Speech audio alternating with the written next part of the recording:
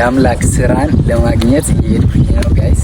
የአምላክ ስራ ከአባቱ ጋር ከዚህ በፊት የሆነ ቪዲዮ ሰርተን በጣም ብዙ ሰዎችን ልብ ነክተናል። በጣም ይቅርታ፣ ለሌላ ነገር አስበን አይደለም። እና እነሱን ለማግኘት እየሄድኩኝ ነው። እዚህ ሰፈር ናቸው። በጣም ያሉበት ቦታ ሰላም አለው። ታውቃለህ፣ ቤተክርስቲያን አጠገብ ነው። በጣም ሰላም አለው።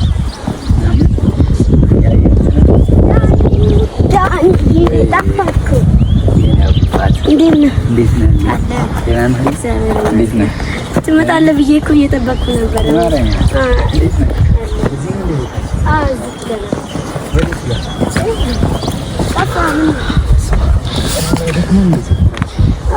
ከዛኛው ከማርያም ሰፈር አባዬ ድርዮሽ ሱስ ምናምን እንዳይለምድብኝ ብሎ ከዛ ብሎ ይዞ መጣና እዚህ ለዛ ብሎ እዛ እንደውም 2005 ነው እዚህ ልጅ በእውነት ሲጋጡጭና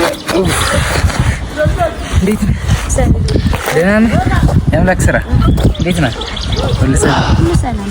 እንዴት ነህ? በቀደም እኮ ለአባቴ 100 ብር ላክልኝ ያልኩህ ነገር አሁን እኮ ተሰብስቦ 200 እየሆነ 100,000 ብር ገባ እኮ። እግዚአብሔር ዋው ኮንግሬሽን ያባት አባቴም ደስ ብሎት ስራ ጀምርበታል ብሎ እግዚአብሔር ለዛ ብሎም ቤት ቀየረለት። በፈጣሪ ደስ አይልም? አንተ የጠየቀኝ ስንት ነበር? 100 ብር ጠይቄ ሌላ ሰውም 100 ብር 200 ብር 500 ብር እየላከ አካውንቱ ላይ ስንት ደረሰ? 100,000 ብር። ዋው አንዱ ለራሳችን አባዬ በጣም ደስ ብሎኛል። የኔ አባት ያንሳል። ትምህርት ቤትም ትጀምራለህ ብሎኛል። ይሄ መስከረም ይለቅና ትጀምራለህ ትምህርት ትጀምራለህ አለ እግዚአብሔርን። ዋው ደስ አይልም? ደስ ብሎኛል። አባቴም በጣም ደስ ብሎታል። እና አሁን አዲስ ቤት ቀይራችኋል ሰሞኑን? አዲስ ቤት አሪፍ ነው። ቤት ቀይራችሁ አሪፍ ሰፈር ነው። እዛ ጋር የሚያርሱት ምንድን ነው? እያረሳችሁ ነው? አረኛ አይደለም እናንዳረኛ ደስ አይልም? እና እንዴት ነው ታዲያ ህይወት? አዲሱ ቤት ተስማማችሁ? አዲሱ ቤት እንደውም አሪፍ ነው። አካባቢው ጫጫታ ምናምን የለም። ሰፊ ብለው ነው የቤት ልጆች ምንም አሉ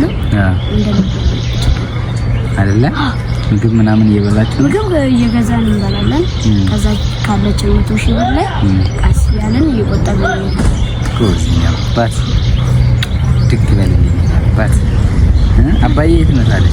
አለ እዛ ነው። ቤት ነው ያለው? እና አባዬስ ደስ አለው? በጣም ደስ ብሎታል።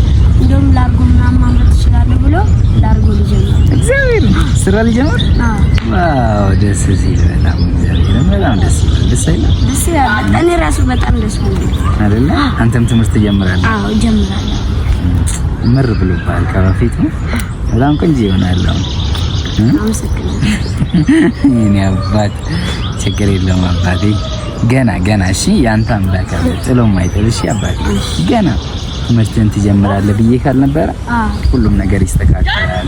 ከዛ ሸራ ቤት ትወጣላችሁ። አሁን ክረምት ቢሆን እዛ ላይ ሌላ ነገር ይመስላልና ከባድ ነበር ክረምቱ። አሁን የተሻለ ነገር እንደሚፈጠር ቃል ገብቼ ነበር አይደል? ይስተካከላል እንደ እግዚአብሔር ፍቃድ።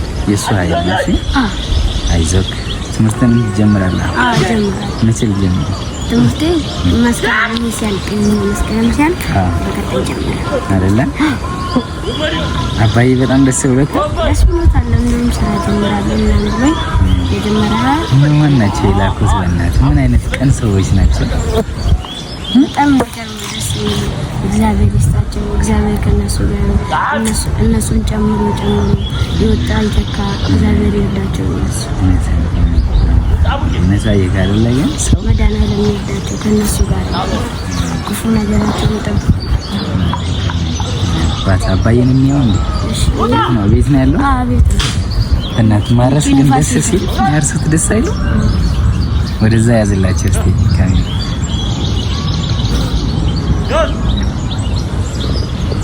አባዬ ጋር እንሄዳለን። ደከመኝ ግን ታውቃለህ፣ በጣም ይደክማል። በስመ አብ መንገዱ በታች ምናምን ካለ ነው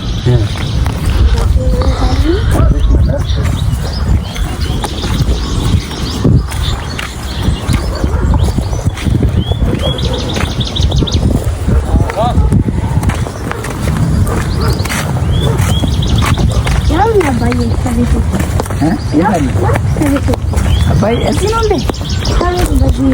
በእውነት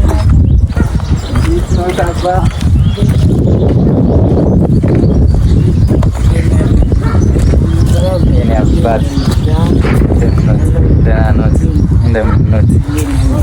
ደህና ኖት? እንዴት ኖት?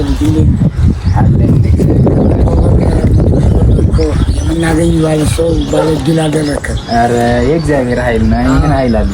የእግዚአብሔር ሰውን ማግኘት እኮ እግዚአብሔር ምክንያት አለውና በምክንያት ሰዎችን አንተን ላከብን።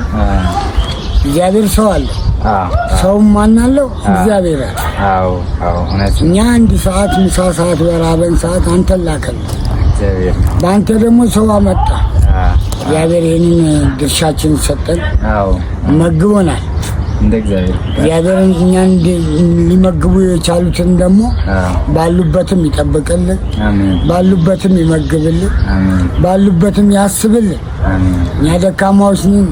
አይዟችሁ ባይ ሆነዋል። አይዟችሁ የሚላቸው የእስራኤል አምላክ ደስ አለኝ። የሰማይ የምድር አምላክ አይለያቸው። ልጆች ናቸው። እንደ ልጅነታቸው ያግዛቸው፣ ከክፉ ነገር ይሰውራቸው። እኛም እዚህ ደርሰናል። አሁን እቺኛን ቤት ተከራየናት። እዚህ ነው ለልጄም ስፍራውም ስለሚመች ለትምህርቱም ጥሩ ነው በማለት ከዛ በፊት ከነበርንበት ሸራ ቤት ዝናቡም አሁን ሲመጣ መግቢያ ይጠፋናል፣ መቸገር ድጋሚ እንዳይመጣ ብለን እቺኛን ደግሞ ተከራየናት።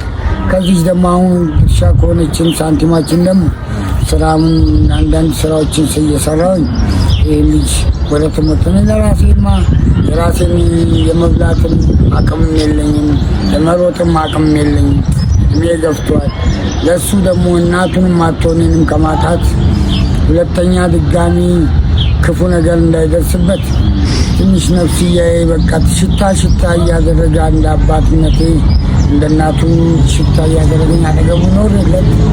እሱም ወደ ትምህርት ዓለም መክተትና ወደ ትምህርት ዓለም እንዲራመድ ማድረግ ብቻ። ይማራል፣ ችግር የለውም። ሁሉም የፈጣሪ ነው።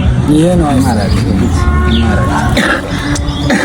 ችግር የለውም። አሁን እንዴት ነው ተስተካከለ? ትንሽ ተስተካክሏል። በፊት ትንሽ የተሻለ ነው። የተሻለ ነው። በፊት ከሚያስጨንቀን ነገሮች በቀን እንኳን የሚጨነቅባቸው ነገሮች አሉ። አልባሳት ብቻ ግን መብላት ራሱ ያስጨንቀን ነበር።